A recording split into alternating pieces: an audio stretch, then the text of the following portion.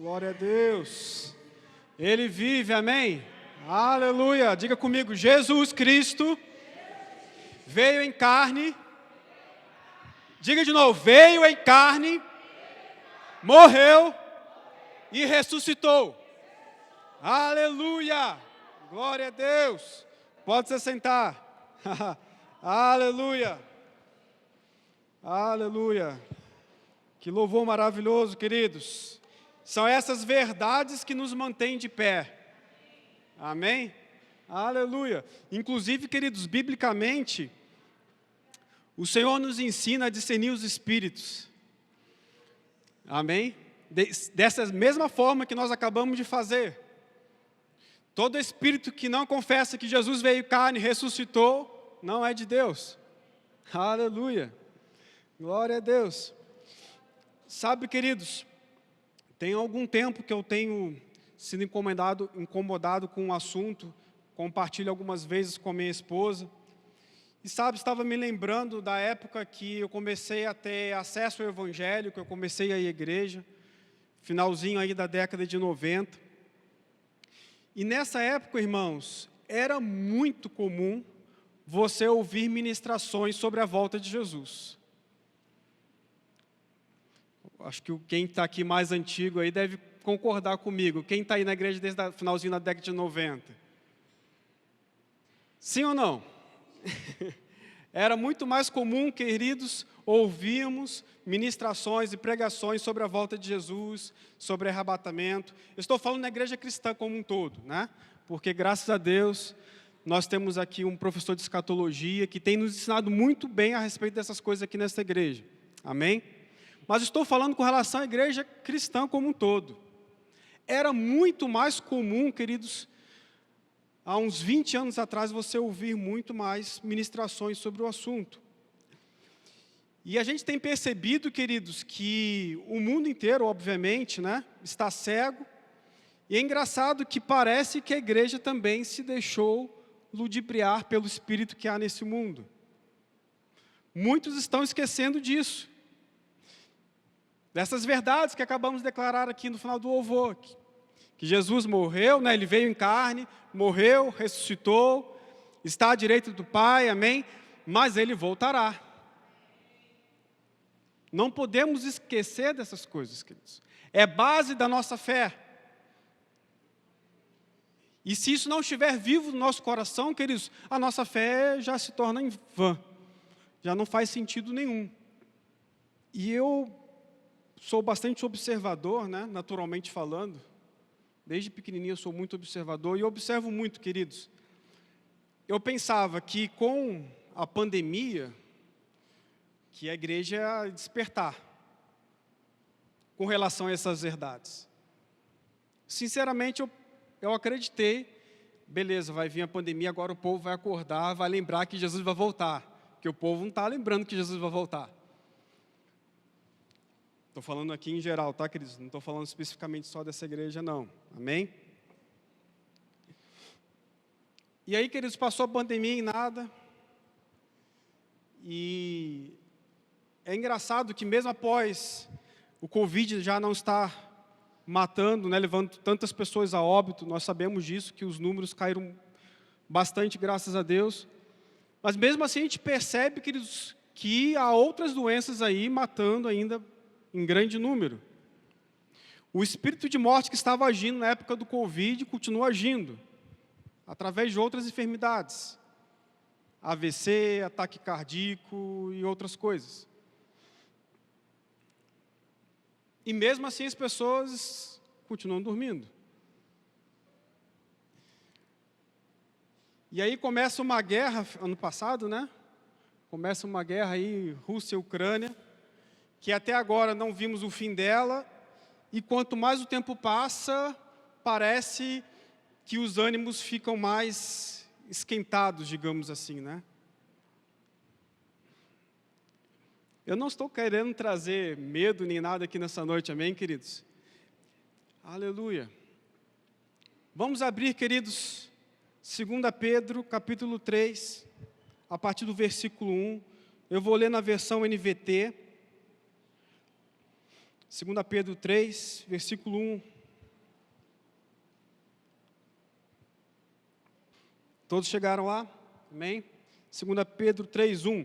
Amados, esta é minha segunda carta de Pedro, né? Para a igreja. A vocês, e ambas procurei refrescar sua memória, e incentivá-los a pensar com clareza. Olha só que interessante, né, queridos? Muitas vezes nós precisamos ouvir antigas verdades para nos lembrarmos de coisas que talvez já tenhamos nos esquecido. E Pedro, queridos, foi um daqueles que viveu, acompanhou o ministério de Jesus, né? E ele estava falando com muitos que, inclusive, viram acompanhar o ministério de Jesus. E mesmo assim, naquela época, mesmo sendo algo muito recente, os irmãos estavam se esquecendo. E Pedro escreve para refrescar a memória dos irmãos, amém? E incentivá-los a pensar com clareza. Achei interessante essa versão. Incentivá-los a pensar com clareza. Muitas vezes, queridos, nós não estamos nem considerando aquilo que é óbvio, naturalmente falando. A gente percebe que as pessoas não estão considerando nem aquilo que é lógico, naturalmente falando. Quanto mais aquilo que precisa ser discernido espiritualmente. E nós estamos neste ano, de uma palavra profética acerca da sabedoria que nos traz proteção, amém? E sabe, queridos, para ter sabedoria, nós também precisamos ter discernimento espiritual. E é exatamente isso, queridos, essa sabedoria, esse discernimento espiritual, de sabermos aonde nós estamos, o que estamos fazendo, em que ambiente nós estamos, em que estação da vida e do mundo nós estamos, exatamente isso vai nos fazer levar a um lugar de proteção.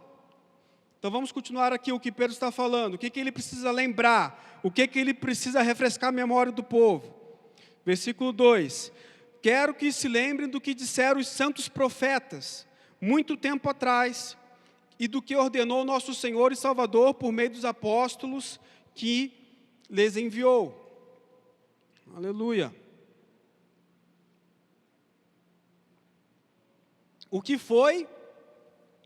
é isso que Pedro está falando? O que foi o que os profetas anunciaram? Vamos continuar lendo para saber. O que foi que Jesus anunciou? Acima de tudo, quero alertá-los de que nos últimos dias surgirão escarnecedores, que zombarão da verdade e seguirão os próprios desejos, dizendo, o que houve com a promessa de que ele voltaria? Desde antes do tempo dos nossos antepassados, tudo permanece igual, como desde a criação do mundo. Isso já acontecia naquela época, queridos. Naquela época já tinham aqueles que estavam zombando, escarnecendo daquilo que os profetas anunciaram. Os profetas anunciaram o dia do juízo do Senhor. Jesus anunciou acerca dessas coisas. E mesmo assim, queridos, mesmo depois de poucos anos após a morte e ressurreição de Jesus, já naquela época, já estavam zombando daquilo que Jesus tinha ensinado. Nossa, mas será que Jesus vai voltar mesmo, hein? O mundo não está igual desde sempre? Sempre não foi assim? Será que vai vir juízo de Deus mesmo? Será que isso é verdade? E esse mesmo espírito, essa mesma influência demoníaca, continua nos dias de hoje. No mundo não é de se admirar que isso aconteça, amém? As pessoas que não têm Jesus estão nas trevas, e aí estão submetidas à influência de espíritos demoníacos. Isso não é novidade. Mas o que é estarrecedor, queridos, é que muitas vezes na igreja de Jesus, ainda tenham pessoas que estão debaixo desse tipo de influência, e que muitas vezes pensam essas coisas. Nossa, mas será que Jesus vai voltar mesmo? O que aconteceu com a promessa dele? Já passou tanto tempo e ainda não veio. Não é assim? E olha só o que Pedro continua falando no versículo 5. E eles esquecem deliberadamente que Deus, por sua palavra, há muito tempo criou os céus e a terra seca, que fez surgir em meio às águas. Depois, com a água, destruiu todo o mundo antigo no dilúvio. Então, o que Pedro está falando? Olha, vocês estão esquecendo deliberadamente, ou seja, está tomando uma decisão de se esquecer. Não é porque teve amnésia, mas deliberadamente decidiu se esquecer que mesmo no passado tivemos momentos de juízo de Deus. Assim como ocorreu na época de Noé, em que Deus destruiu o mundo com o dilúvio, com as águas. É isso que Pedro está falando. Versículo 7. Pela mesma palavra, os céus e a terra, que agora existem, foram reservados para o fogo, e estão guardados para o dia do julgamento, quando todos os perversos serão destruídos. Logo, amados, não esqueçam disso. Para o Senhor, um dia é como 1000 anos, e 1000 anos como um dia. Na verdade, o Senhor não demora em cumprir sua promessa, como pensam alguns. Pelo contrário, Ele é paciente por causa de vocês. Não deseja que ninguém seja destruído, mas que todos se arrependam. Amém, queridos? Aleluia. Então, queridos, Pedro está alertando acerca das pessoas que estavam zombando dessas verdades, já anunciadas muito antes de Jesus. E Jesus confirmou essas mesmas verdades, que haveria, ao final da dispensação da igreja, juízo. E esses mesmos escarnecedores, queridos, a Bíblia fala aqui no versículo que nós acabamos de ler, que eles seguem os próprios desejos. Ou seja, são amantes de si mesmos. Ou seja, a preocupação deles não é com o povo, não é com a igreja, mas é com eles mesmos. E muitos desses, queridos, inclusive inseridos dentro da igreja,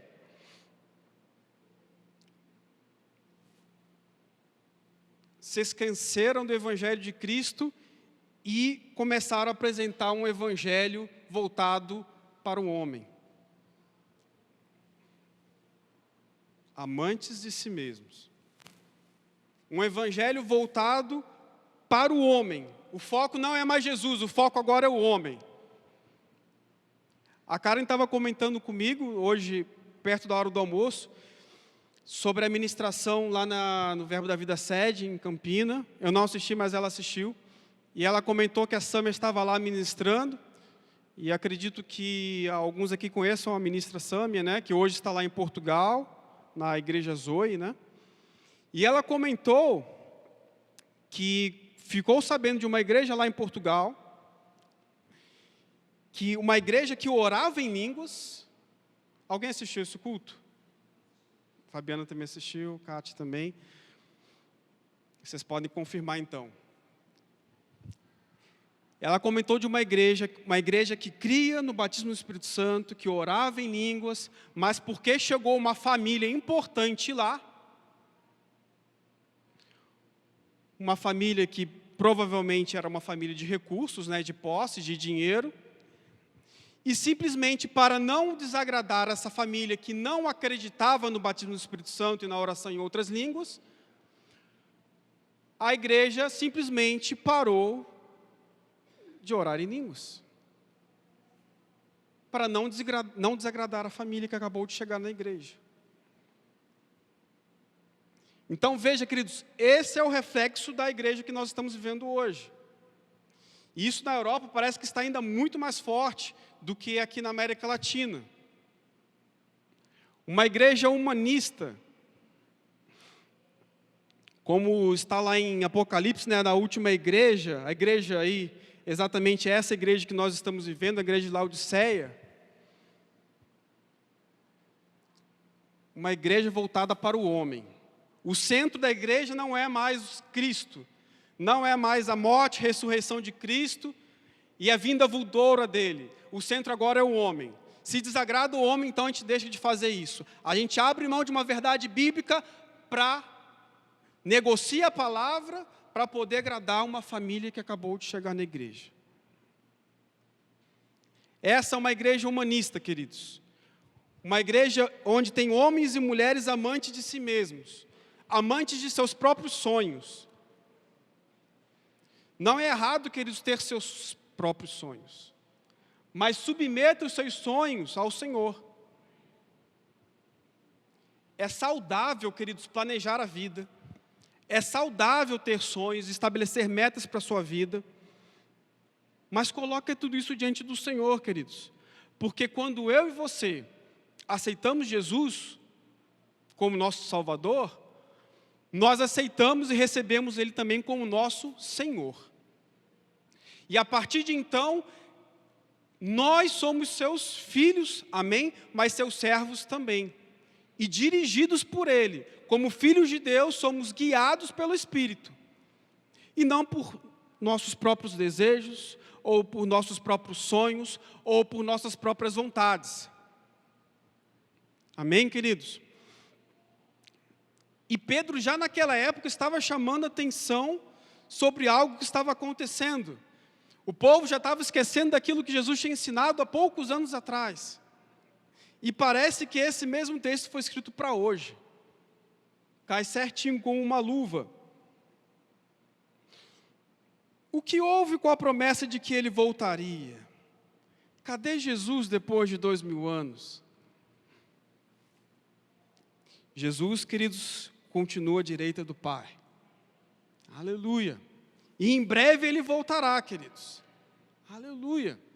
Mas sabe, independente se Jesus vai voltar amanhã, mês que vem, ano que vem, daqui a 10 anos ou 20 anos, ou mesmo daqui a 2000 anos, como aconteceu com a igreja primitiva,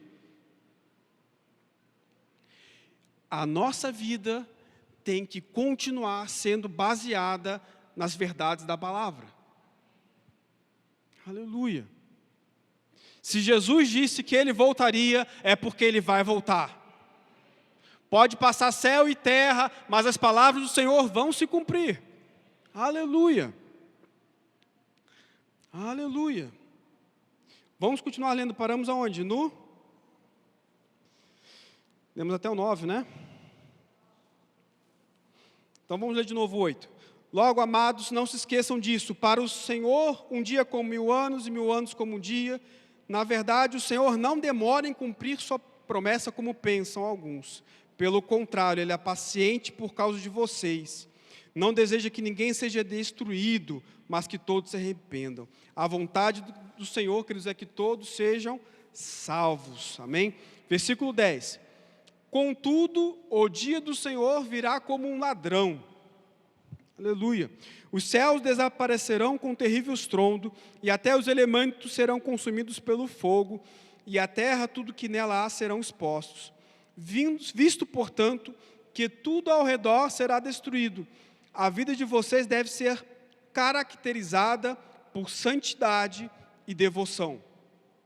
Vou ler de novo aqui versículo 11, nessa mesma versão NVT. Visto, portanto, que tudo ao seu redor será destruído, a vida de vocês deverá ser caracterizada por santidade e devoção, esperando o dia de Deus e já antecipando sua vinda. Aleluia. Nesse dia Ele incendiará os céus e os elementos se derreterão nas chamas. Aleluia. O que é que a Bíblia está falando aqui, queridos? Que nossa vida deve ser caracterizada por quê? Por santidade e devoção, esperando o dia de Deus. A gente nunca, queridos, pode se esquecer das promessas do Senhor. Todas elas, né? O Evangelho são boas novas, boas notícias. E temos várias boas notícias dentro do Evangelho, como nós temos aprendido. Amém? E uma das boas notícias do Evangelho é que, apesar de Jesus ter ido subir à direita do Pai, Ele irá voltar, buscar a sua igreja. Amém? Aleluia! Então a gente tem que viver, queridos, esses dias com santidade, devoção, servindo ao Senhor, sem perder o foco do quê? Versículo 12, esperando o dia de Deus. Ou seja, esperando o dia de sua vinda. Não podemos nos esquecer que Ele voltará. Diga comigo, Jesus está voltando. Ele voltará para buscar a sua igreja. Aleluia. E vai ser como nós lemos aqui, né? Versículo, cadê? Virá como um ladrão. O que isso quer dizer, queridos? No versículo 10, né? O que significa que ele virá como um ladrão? Alguém fica esperando o ladrão chegar em casa para cumprimentar ele? O ladrão acabou de chegar, vamos cumprimentá-lo, abraçá-lo. Seja bem-vindo, senhor ladrão. Ninguém sabe quando o ladrão vai entrar. Ninguém fica esperando um ladrão. Sim ou não? A vinda do Senhor será da mesma forma.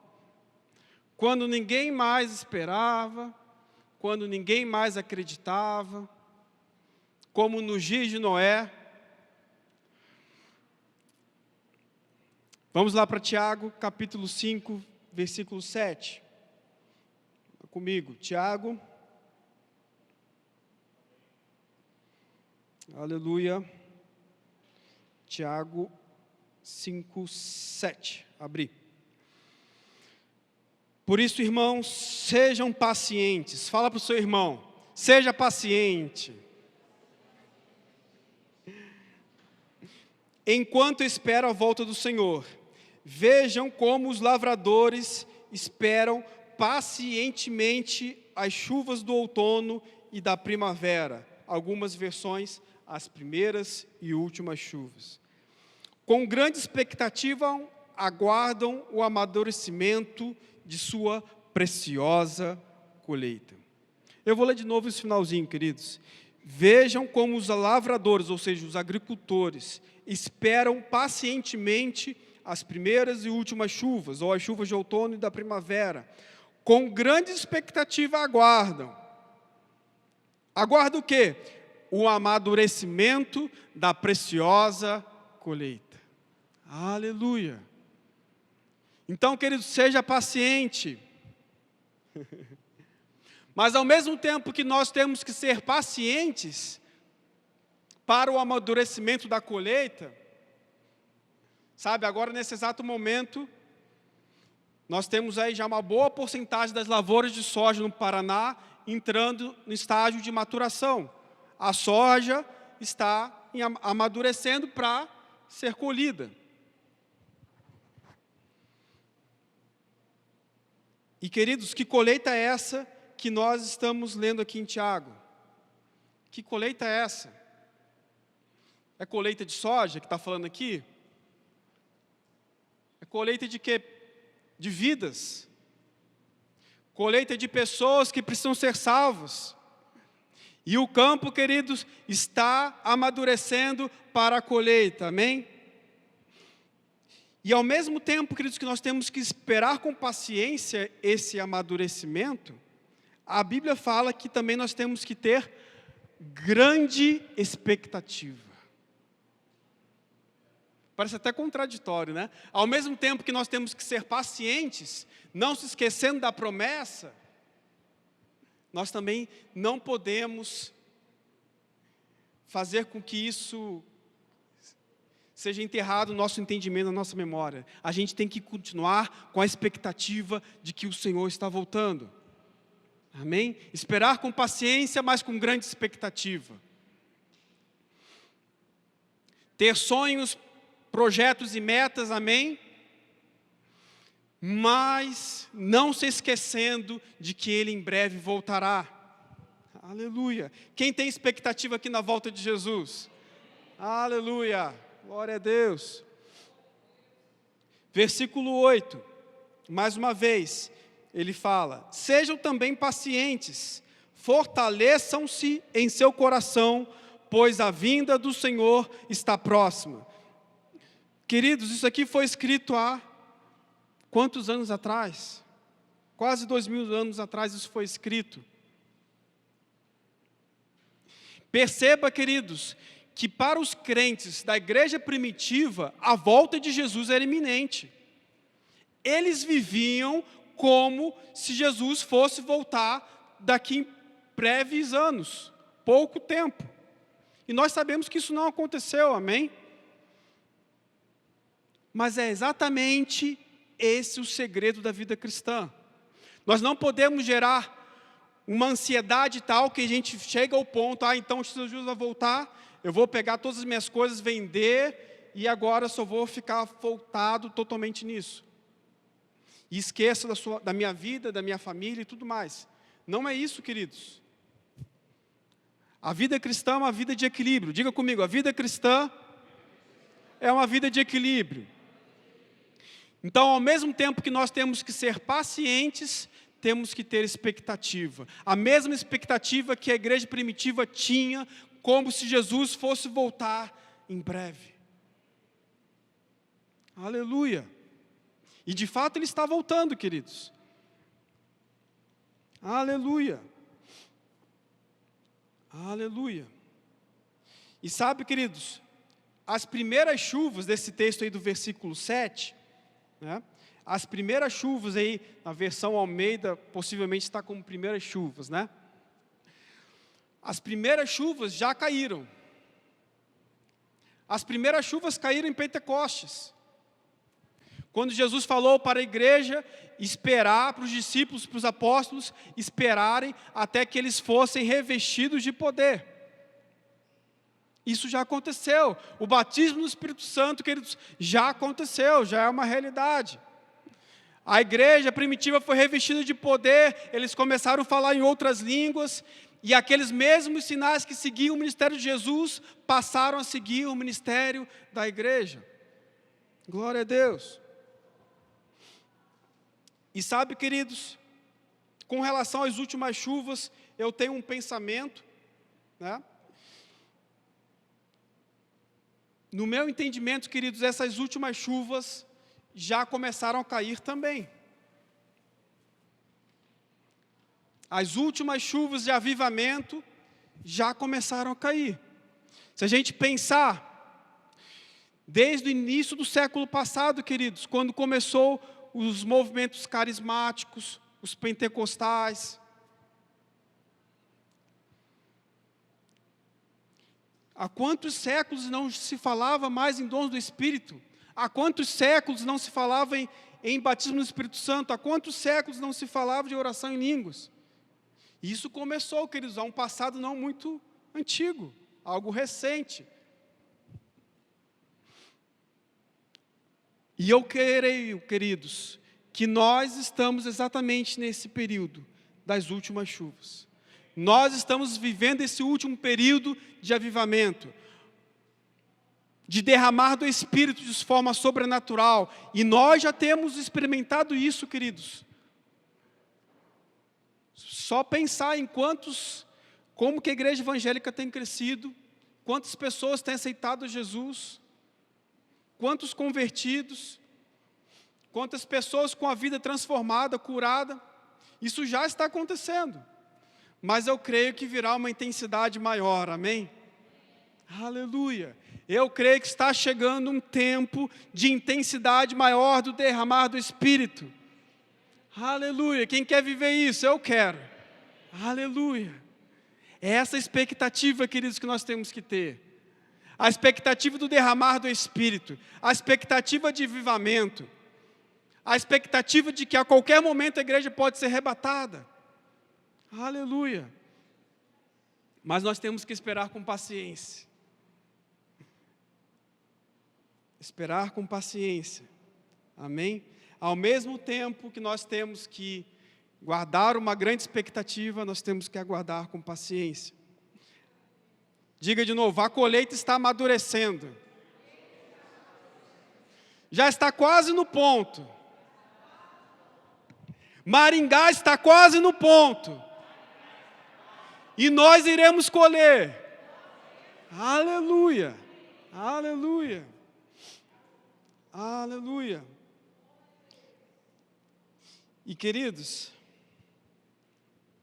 falando sobre essas coisas, a pessoa que está armada contra esse tipo de ensino sobre a volta de Jesus, a primeira coisa que ela argumenta, e normalmente isso até mesmo cristãos argumentam isso, o que é? Ah, mas Jesus falou que ninguém sabe nem o dia nem a hora, não é verdade? Não é a primeira coisa que a gente escuta quando a gente começa a falar sobre volta de Jesus, arrebatamento. Logo se levanta alguém falando, ah, mas ninguém sabe nem o dia nem a hora, Jesus falou. Isso está lá em Mateus 24, 36. Vamos ver o contexto desse texto? O texto que nós acabamos de citar, Mateus 24, 36, Jesus fala que ninguém sabe nem o dia nem a hora.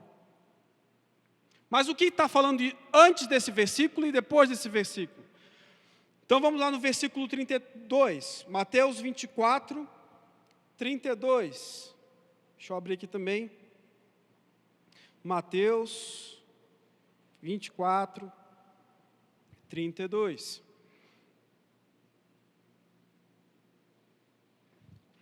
Vamos ler o contexto aí. Agora, aprendam a lição da figueira.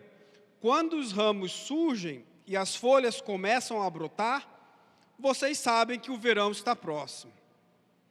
Quando começam as chuvas, né, e a figueira começa a brotar, vocês sabem que o verão está próximo.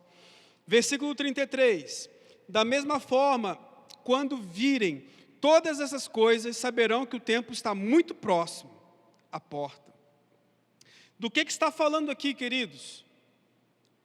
Boa parte das profecias escatológicas, e o pastor Sérgio ensina isso muito bem, queridos. Boa parte das profecias escatológicas está relacionado ao quê? A Israel, a nação de Israel. E todos nós aqui, acredito que todos nós, ou talvez alguns irmãos não, mas a maioria de nós, quando nascemos, Israel já estava organizado novamente como nação. Amém? Teve alguém que nasceu antes de Israel, alguém que nessa igreja, que nasceu antes de Israel ser organizado como Estado novamente? Isso aconteceu em 1948. Qual a idade do senhor? Qual o ano que o senhor nasceu? Ele não está escutando. 42, está vendo? Ele é da geração que viu a formação do Estado de Israel. Amém? Aleluia. Eu estava falando aqui, mas eu vi o senhor, falei, eu acho que ele... Aleluia. Então, queridos, a maioria de nós nascemos e Israel já estava formado.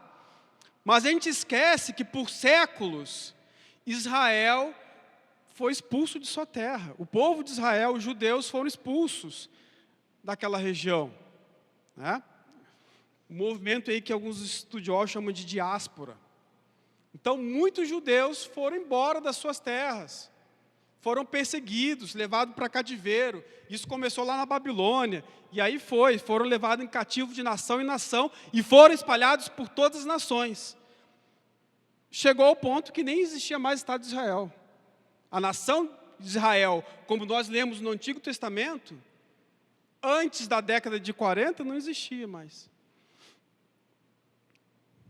E muitos, queridos, das profecias, como nós estávamos falando, muitas das profecias bíblicas a respeito do final dos tempos, está relacionado a Israel.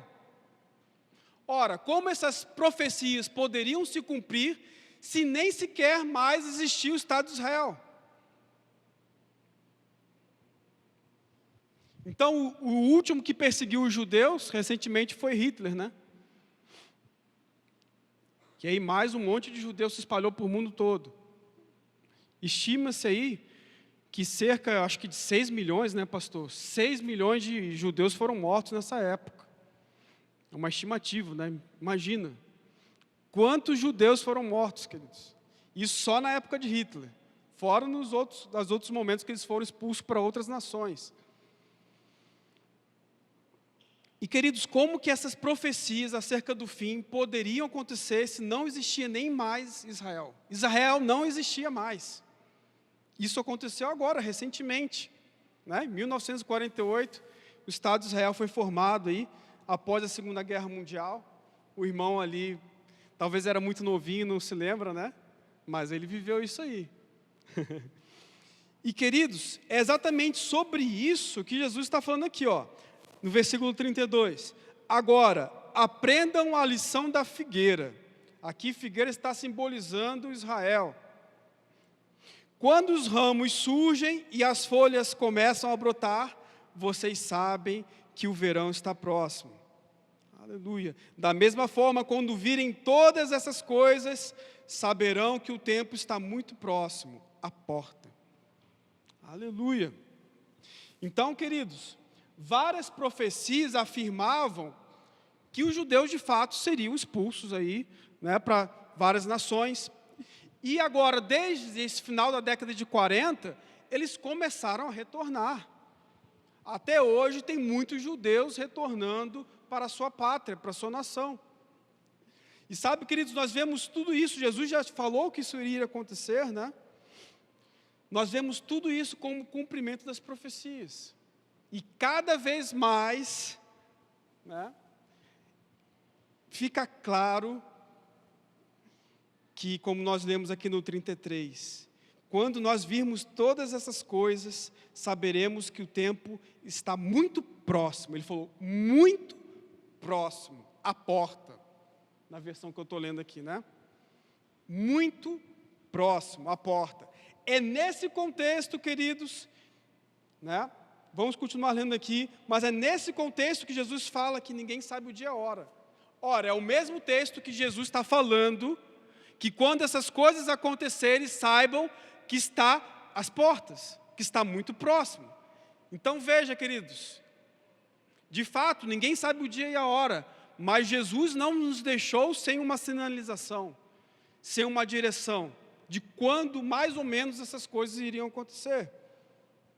E aí, versículo 34, eu lhes digo a verdade, esta geração certamente não passará até que todas essas coisas tenham acontecido. O céu e a terra desaparecerão, mas as minhas palavras jamais desaparecerão. Aí, versículo 36, aí que ele fala, contudo, ninguém sabe o dia nem a hora em que essas coisas acontecerão, nem mesmo os anjos do céu, nem o Filho, somente o Pai sabe. Versículo 37, quando o Filho do Homem voltar, será como no tempo de Noé. Mais uma pista aí, queridos. Ninguém sabe o dia e a hora, mas nós temos algumas pistas, amém? Não do dia e nem da hora, mas da geração em que isso vai acontecer. Outra pista aí, quando o Filho do Homem voltar, será como no tempo de Noé. Versículo 38, nos dias antes do dilúvio, o povo seguia sua rotina. Diga aí, o povo seguia sua rotina. De banquetes, festas e casamentos, até o dia em que Noé entrou na arca. Versículo 39, não perceberam o que estava para acontecer. Repita isso comigo, não perceberam o que estava para acontecer. Será que qualquer semelhança é mera coincidência? O mundo hoje está assim, queridos. Eles não estão percebendo o que está acontecendo. Entrou Covid, saiu Covid. Estamos aí agora com uma guerra que pode potencialmente se tornar uma guerra mundial.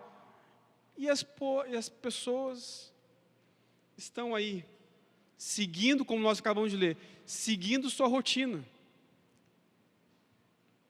Não se percebendo das coisas que estão acontecendo. Até que veio o dilúvio e levou todos. Assim será na vinda do Filho do Homem. Aí ele começa a falar, 2 homens estarão trabalhando juntos no campo, um será levado e outro deixado, e assim por diante. Aí versículo 42, vamos ler o 42 para encerrar esse texto.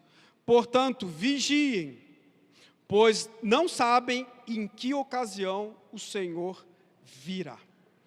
Diga para o seu irmão que está no seu lado, irmão, vigie, Aleluia. Temos que vigiar, queridos. Não podemos esquecer que a qualquer momento Jesus pode voltar para levar a sua igreja. Aleluia. Temos que continuar com expectativa acerca dessas coisas. Não podemos deixar esfriar, queridos. Aleluia. Mesmo que muitos digam aí fora, mas isso é loucura. Dentro da própria igreja você vai encontrar pessoas falando isso. Que juízo que nada, isso não vai acontecer não. As últimas chuvas estão fazendo a figueira florescer. As mesmas últimas chuvas que estão trazendo avivamento sobre a igreja para a última colheita, amadurecendo os campos, são as mesmas chuvas que estão fazendo Israel florescer novamente como nação. Aleluia. E assim que nós começamos a enxergar as profecias se cumprindo, uma a uma. Então, certamente, como Jesus mesmo disse, não sabemos o dia e a hora, mas sabemos que está muito próximo. Está à porta, como o próprio Senhor disse. Vamos lá, queridos. Queridos, vamos ler rapidamente Apocalipse 3. Nós citamos aqui, mas eu gostaria de ler alguns versículos. Versículo 14, Apocalipse 3, 14. Exatamente que fala, descreve sobre a igreja de Laodiceia. Apocalipse 3, 14. Ao anjo da igreja em Laodiceia escreve: estas coisas diz o Amém, a testemunha fiel e verdadeira, o princípio da criação de Deus. Conheço as tuas obras, que nem és frio e nem quente. Quem dera fosses frio ou quente. Assim, porque és morno e nem és quente nem frio, estou a ponto de vomitar-te da minha boca. Pesado isso, né, queridos? Que palavra pesada. Mas é a descrição exata acerca da igreja atual. Mas diga comigo, nem tudo está perdido.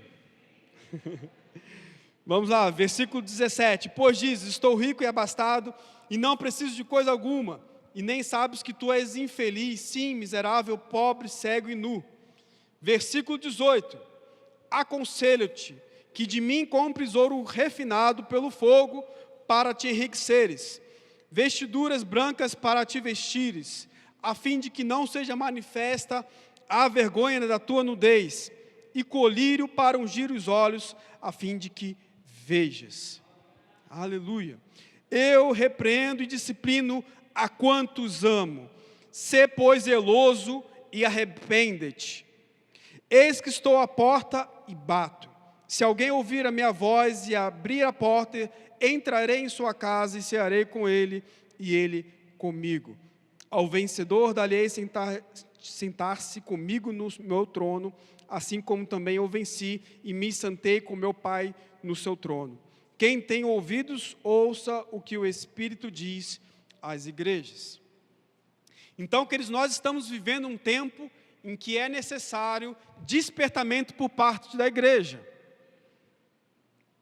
Despertamento por parte da igreja. Em alguns casos, queridos, a palavra usada no texto bíblico é a mais adequada: arrependimento. Arrependimento e despertamento, queridos. Aleluia. Sabe, queridos, há uma grande colheita aí para colher. Amém? Quem quer fazer parte disso? Aleluia. E sabe, queridos, mesmo que a igreja como um todo, no mundo, possa estar, como diz aqui, morna, né? Nem fria, nem quente. Uma igreja que faz muitas obras, né? Muita caridade. Uma igreja que está muito preocupada com o social. Mas muitas vezes uma igreja que a gente vê pouco mover do Espírito. Ou quase nenhum. Sabe, queridos, no início da minha caminhada cristã, eu participei de alguns grupos cristãos isso aí no início dos anos 2000, eu participei durante a faculdade de alguns grupos. E nesses grupos, queridos, falava muito sobre, talvez você já tenha ouvido falar, missão integral, né? Que anda aí de mãos dadas aí com a teologia da libertação, né? Acredito que alguns já tenham ouvido falar. E, queridos, no início da minha caminhada cristã, né, e até hoje, eu percebo que é papel da igreja, sim, cuidar dos oprimidos, né? Inclusive isso é bíblico, cuidar dos órfãos, das viúvas, daqueles que estão passando necessidade, é bíblico, queridos. Mas chegar ao ponto da gente tirar o centro do evangelho de Cristo e começar a colocar no homem, aí já é outra coisa. E foi exatamente isso que eu pude acompanhar, queridos. Nesse início da minha caminhada cristã, eu escutando essas coisas, num dos grupos que trouxe isso muito forte no início aí desse tema aí, missão integral. E, queridos, é cativante. Esse assunto é cativante. Porque quem tem o amor de Cristo quer cuidar das pessoas. Sim ou não? Quem tem o amor de Deus no coração, você quer cuidar das pessoas. É natural para quem é nascido de Deus. Mas sabe o que eu percebi, queridos, ao longo dos anos? Fiquei, eu acho que uns 7, 8 anos nesse grupo, né, amor? Acho que foi mais ou menos isso. E ao longo dos anos, a gente percebeu, tanto eu como a Karen, a gente percebeu que o foco foi mudando. Eles começaram a seguir outros caminhos. E agora, não era Jesus a pessoa mais importante, era o homem. E é exatamente, queridos, esse o problema dessa igreja e dessa sociedade que nós estamos vivendo. É uma sociedade que está preocupada só com seus próprios prazeres, com seus próprios sonhos. E isso com relação ao mundo é de se esperar, mas com relação à igreja, não. A gente deve, queridos, continuar com o mesmo foco. Sabe, a caminhada cristã é muito parecido com uma corrida de revezamento. Ao longo da história, essa talvez seja uma comparação que cabe bem. Jesus foi numa corrida de revezamento, tem aquele cara que começa a corrida, vai passando para outros e outros, até o último que vai receber o bastão e encerrar a corrida, não é assim? Nessa caminhada da igreja, queridos, quem deu a largada foi Jesus. Amém? Quem deu a largada foi Jesus. E ele passou o bastão para os apóstolos. E os apóstolos passaram para os seus discípulos dos apóstolos, e assim por diante. Até chegar nos dias de hoje. E é muito provável, queridos, que sejamos nós que vamos pegar esse bastão e entregar lá na linha de chegada para Jesus. E sabe, queridos, a gente não pode esquecer que o alvo da linha de chegada é Jesus, não é a gente. O evangelho é o contrário, o evangelho fala que o homem tem que, para se salvar, ele tem que perder sua vida.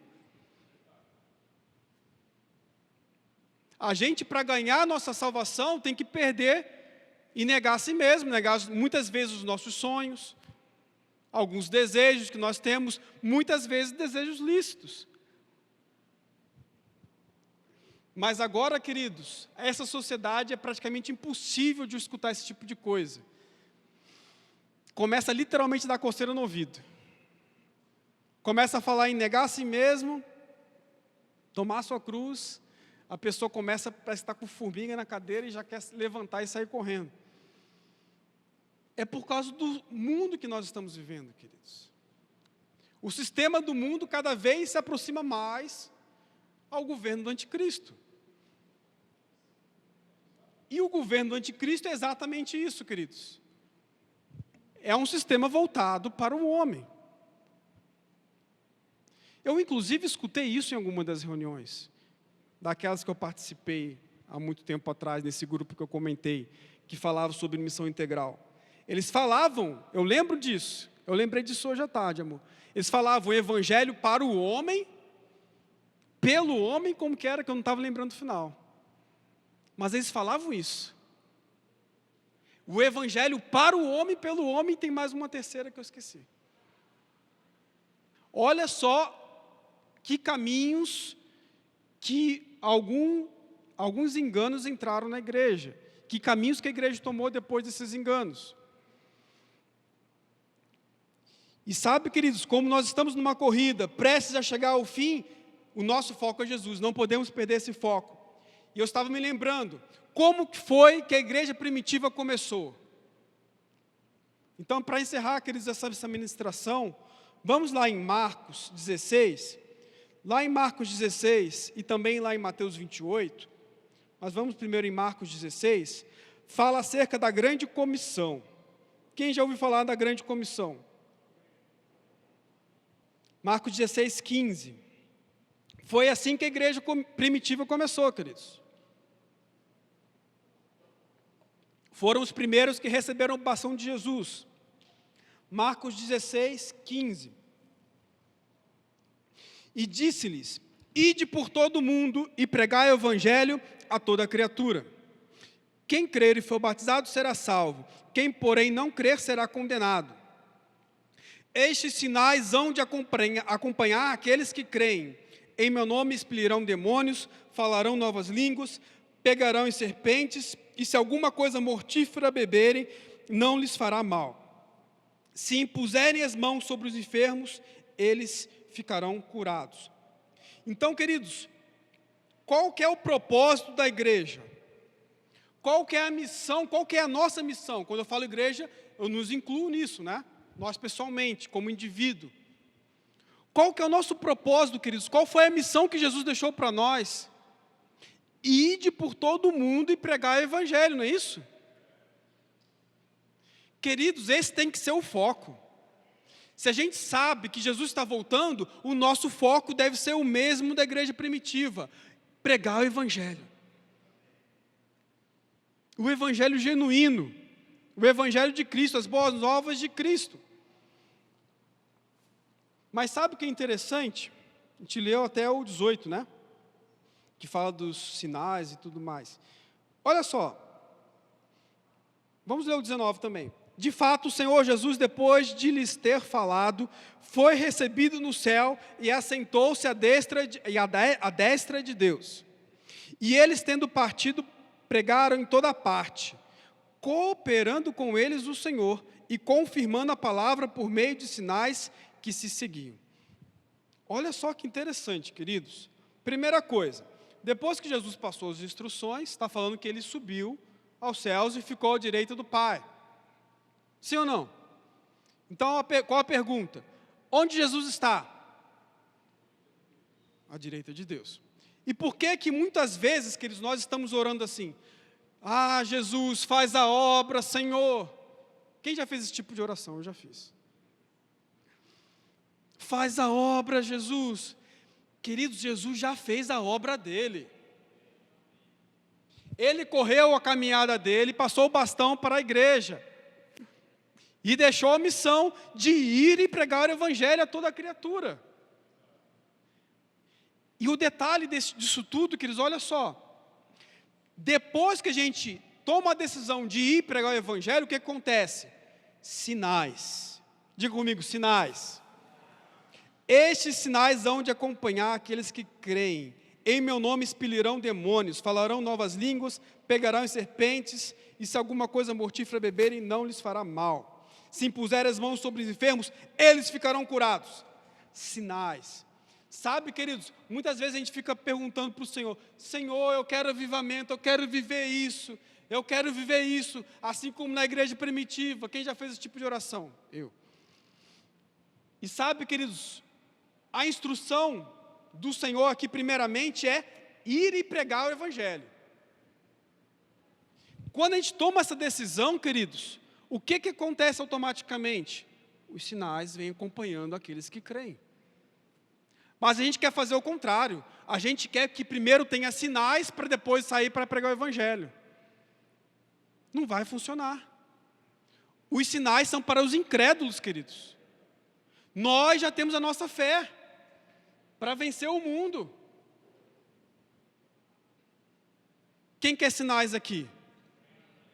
Amém, eu quero. Então a gente tem que começar a pregar, queridos. E olha só o que está falando no versículo 20. E eles, tendo partido, pregaram em toda parte. Obedeceram, né? E eles, tendo partido, pregaram em toda parte.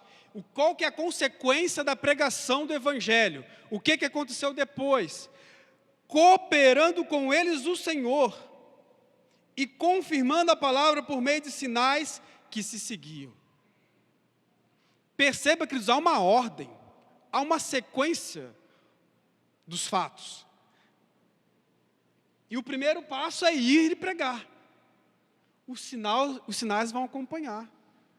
Os enfermos curados vão acompanhar a pregação do evangelho. Aleluia. Então a gente não tem que esperar começar a ver isso aqui dentro da igreja para sair para pregar. Esperar acontecer sinais e maravilhas aqui para falar, começou o avivamento, agora eu vou pregar. Não é assim não foi assim que Jesus ensinou não. Primeiro nós temos que ensinar, amém? Aleluia. Até quando, queridos? Até quando que a gente vai fazer isso? No mesmo texto, né, lá em Mateus 28, vamos rapidinho. Mateus 28, hoje é um culto de ceia, já estamos terminando. Mateus 28, versículo 18, é o mesmo texto que fala também da grande comissão, amém? 18, então, Jesus aproximando-se falou-lhes dizendo, toda autoridade me foi dada no céu e na terra, ide, portanto, fazer discípulos de todas as nações, batizando-os em nome do Pai, do Filho e do Espírito Santo. 20, ensinando-os a guardar todas as coisas que vos tenho ordenado, e eis que estou convosco todos os dias até a consumação do século. Em outra versão, como que está aí? Até o fim dos tempos. Então, até quando que a gente tem que pregar o evangelho? Até o fim dos tempos, queridos. E Jesus vai estar conosco até lá. Aleluia. Aleluia. Então, nunca era para ter parado de fazer isso, na verdade. Amém, queridos? Aleluia. E sabe, hoje é uma noite de ceia. E tem tudo a ver com o que a gente está falando também. Vamos lá para 1 Coríntios 11. Só vou ler um versículo, tá? Não vou ministrar a ceia, não. 1 Coríntios 11, 26. Diz assim, porque todas as vezes que comerdes deste pão e beberdes do cálice, o que a gente faz? Anuncia a morte do Senhor até que Ele venha. Sabe que Ele está na base dos ensinamentos dos apóstolos. O ensino acerca da volta de Jesus está na base. Tudo que a gente faz é para anunciar que Jesus já veio, já morreu, já ressuscitou, já pagou pelos nossos pecados, nos deu direito à vida eterna, mas também é parte da mensagem que Ele vai voltar. Aleluia! É parte da mensagem do Evangelho a volta de Jesus. E a gente não pode se esquecer dessas coisas. Aleluia! E a gente vai participar da ceia aqui, queridos. E a gente vai, ao participar do pão, do suco, a gente vai estar proclamando, queridos, não só que Jesus entregou o corpo dele, simbolizado pelo pão, não só simbolizando que ele entregou o seu sangue pelo perdão dos nossos pecados, mas também que Ele voltará, queridos. Aleluia! Não podemos nos esquecer disso, queridos. Aleluia! Sabe, queridos, se isso estiver fora do nosso coração, se esse desejo pela volta de Jesus, pelo arrebatamento, estiver fora do nosso coração, se isso estiver fora do nosso alvo, queridos, a gente vai entrar numa rotina que não vai mais considerar nem sequer a presença de Deus. A gente vai entrar numa rotina de frieza espiritual que não considera mais a presença de Deus, nem o poder de Deus. E aí é muito fácil a gente cair no evangelho humanista, no evangelho voltado para o homem. É fato que o evangelho, queridos, são boas novas para quem? Para o homem, é fato. Mas, queridos, foi Ele que nos salvou. Aleluia, foi Ele que nos salvou. Não será pela nossa própria capacidade, queridos, ou pela nossa própria, digamos assim, integridade de caráter, ou por nossas ações sociais, que nós vamos transformar esse mundo, queridos. Nós vamos transformar esse mundo, queridos, com a pregação do Evangelho. Aleluia! Aleluia! E os sinais vão nos seguir. Aleluia! Quem está pronto aí para a grande última colheita? Aleluia! Eu creio que ele está chegando, queridos. Aleluia! É tempo de começar a pregar, queridos. É tempo de começar a pregar. É tempo de começar a pedir direção de Deus para pregar para o seu vizinho, para o seu colega de trabalho, para o seu colega de estudo. O Senhor vai te dar a direção. O Senhor vai te dar o acesso de como alcançar essa vida. Que é fato também, queridos. As pessoas hoje estão muito fechadas, não é verdade? Se não for debaixo da unção do Espírito, se não for debaixo da influência do Senhor, queridos, é difícil a gente chegar num acesso até essas pessoas. Mas o Senhor sabe os caminhos. O Senhor sabe os caminhos. Aleluia, aleluia. Glória a Deus. É chegado o tempo do levantar da igreja, amém? Aleluia. Então não podemos esquecer que Jesus está voltando. Nos foi passado um bastão, queridos, e nós temos que correr a carreira até o fim. Aleluia, aleluia.